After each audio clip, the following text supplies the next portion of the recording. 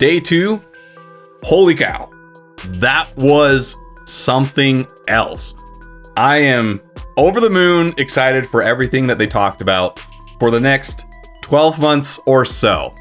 Which, they were a little more specific this time. 12 months or so, this time meant 12 to 18 months. So if we come to the end of next year and we're wondering, where's all this stuff that we're still waiting for? They gave themselves 18 months. That's the goal that they're going to try and stick to. So it's a lot less nebulous than the or so. Now, to their credit, they did do pretty good in delivering most of the stuff that they promised from 2023. We do actually have the majority of that content. And if they are able to pull off server meshing in 4.0 before the end of the year, they'll have basically done it. Now, there are a couple caveats on that. I'm sure I'll talk about those at some point later in another video. But I want to go through and talk about the things that I am most excited about. Obviously, we talked about crafting.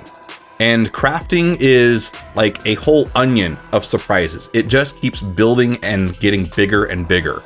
And that is really, really cool. In previous videos, we talked about having short, medium, and long-term goals for players. And it sounds like they took that criticism to heart, and that is exactly what we're getting. It starts from something as simple as a phone or a device or item that you can hold in your hand as a citizen in the verse, to as big as a space station. And then it gets even bigger than that, running through kind of the echelons of crafting that they talked about. You'll be collecting resources, refining those resources. Depending on the quality of the resource, you'll get more stuff out of it. Then you'll be able to use those to craft items. Some of those items will be crafted into more complex items, I would presume, though they didn't say that specifically. Right now, all they said is that you will take your resources, put them into the crafter will make the item. Okay, that's great for a baseline implementation, and I would be happy with that. This is anything from volt weapons to any other kind of weapon. They even talked about making ships. It all depends on the size of your crafter. This is also how we're going to be making bases, and that's probably the next echelon of crafting, is actually base building. Some of these structures will take a really long time to build and will require a vast number of resources. But if base building is kind of the upper tier of what a single player can expect to do, what if you pool multiple players' time together? What can an org accomplish? Well, they showed org bases, what those might look like, and they're expansive. I mean, they plan on us having things as larger than the settlements that we play with today. And that is really good news to me. But then, if you get to that point as an org, what do you do from there? Well, then you have the space station.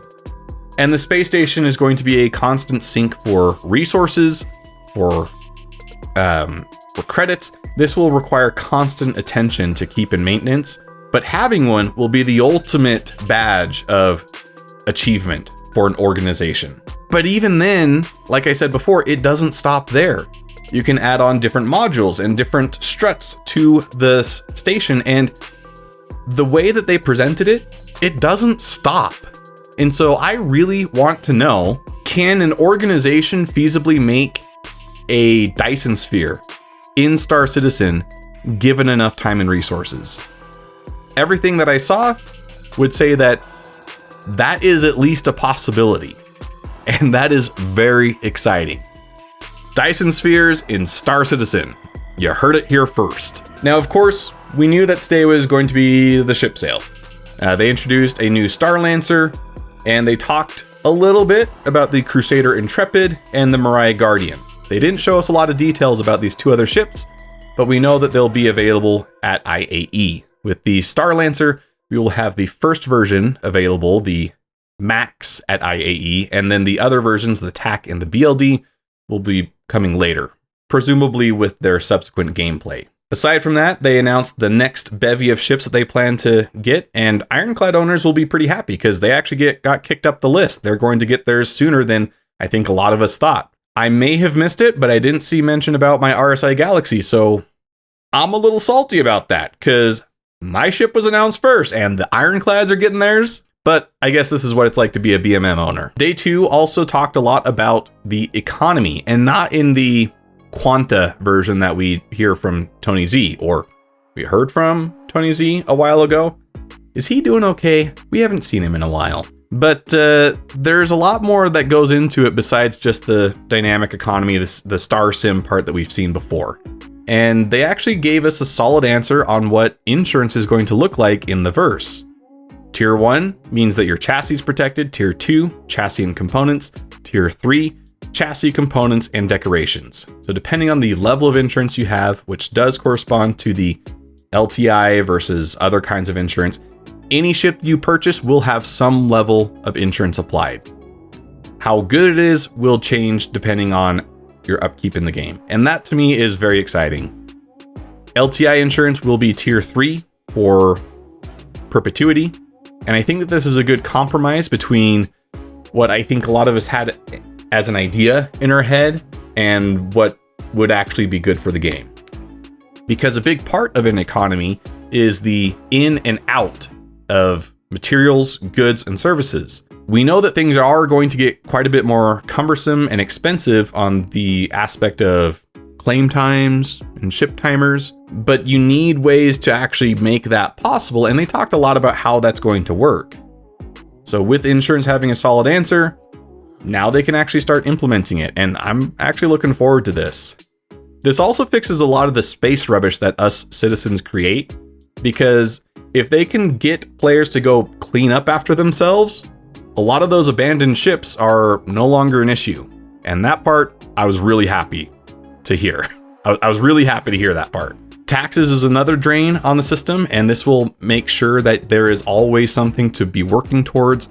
Taxes, though, includes maintenance costs and upkeep, and because in a low security system like Pyro, you might not be paying taxes, but you are going to need to maintain your things nonetheless, because you're going to be at risk of getting attacked. Probably the highlight of today was when they laid out their plans for 1.0. This actually encapsulates a lot. We know that they plan to have 5 systems at the release of 1.0. Those will be Stanton, Pyro, Nyx, Castra, and Terra in that order. And that's really cool. And so 5 systems on launch with more systems to come. Probably not the 100 systems that we heard from the Kickstarter, but they did talk about this, and they tried to recontextualize this. Basically, the systems that we were going to get were not what we are getting today. They were vastly simpler, and the ones that we are getting today are, by and large, much better than anything we had imagined we were going to get. And so it might not be that solid 100 systems for a very, very long time, if ever. But with even 5 systems, we're getting a lot more content than we were ever going to get with the old 100 system Kickstarter promise. I don't know if that answer will be completely satisfactory to everybody, but it works for me. I'm happy with it. I wasn't with the project all the way from the Kickstarter. I don't know how the legalities tie into it, and economic penalties may influence it, but I think that this is a pretty good solution, and I think people should be content with this. That's my opinion. Expanding even more on 1.0, they talked about interconnected gameplay loops. And obviously I can't take credit for the work that a whole company has been doing. But I think if I do have one talent, it's to pick out what feels like an obvious solution and then watch it be exactly what CIG announces later on. They clearly must have been working on this for a while, but this is also something that we talked about pretty in depth on the channel. And so if you are not subscribed, you are missing out on some pretty spectacular prophecies. They talked about how, well, actually, they gave an example, and I'll just kind of run through the example. Let's imagine you want to get yourself a Hornet Mark II. Very clear goal, right? In order to get that, because it is a military ship, you can't just buy it. They're not selling M1 Abram tanks at the local Subaru dealer, right? So you're going to need to get a blueprint. How do you get that blueprint? Well, you're going to need to do some work for the Mercenary Guild. The Mercenary Guild, once you do enough work for them, they'll give you a blueprint. But in order to get some of that work done, you're going to need a baseline ship to get started. So you start off with a Mustang. Mustang is enough to get you around the verse, and you can do some basic combat, And then as you keep leveling up with the Mercenary Guild, eventually you do get that blueprint. But that's only part of the equation because you still need to make the ship. And so that requires you to have both the base resources, as in the actual base, where you live. You need to have that installed enough with the infrastructure to actually craft this ship. And then you need the raw materials to produce the ship itself. So that's going to require you to go mining for resource gathering. And then you're going to be leveling up your base a lot in order to get the infrastructure in place. And all of that ties into a big loop to connect the Hornet Mark II to mercenary work, mining, resource gathering, crafting, and base building. And so there's many different kinds of disparate gameplays now being tied together in a cohesive loop. And that is exactly what we want. Instead of having, to put it in their perspective, or to put it in their words, different gameplay loops bolted together, now we have proper connective tissue that brings everything into a cohesive experience. With that, they talked about their plans to implement a overarching main story for Star Citizen, which again, that was something that I caught a lot of flack for back in the day when I talked about it for the first time on my channel, but it's just an obvious solution. You need to have some kind of story because story is how you teach players how to play. So we're going to get that, and it's going to be great. I'm really excited. Coupled with that main story, which will take you through these different guilds and teach you different mechanics along the way and get you to try out things you might not have been interested in at first. There's also going to be sub-stories that are location dependent, career dependent, and different ways to branch out and try new things all along the way. And that is great for onboarding new players and even getting some of us old fogies to try new things. So all of that is fantastic news. I could not be happier. It is perfect. I heard everything that I want to today. After all that's said and done, we got a good look at what endgame content is going to look like for players. There's going to be instanced content that take the form of raids, fleet battles, combat that are going to be very challenging and really put your skills to the test. There's also going to be PvP elements where you're going to be waging war as an organization, as a player, as a squad, team, all the way up and down the stack. There is going to be stuff for you to get involved in for PvP. They talked a lot about station warfare. So if you want to lay siege to another org's space station, that's going to be a thing. Base raiding. Base raiding is not as simple as just dropping A2 bombs on everything because there's going to be shields and there's going to be anti-air. So you're going to need to send in foot soldiers to take out the defenses, and then maybe you can raise things to the ground with your A2. But there's going to be mechanics built in to make this an engaging experience, and it feels like it all makes sense. It's all coming together, finally.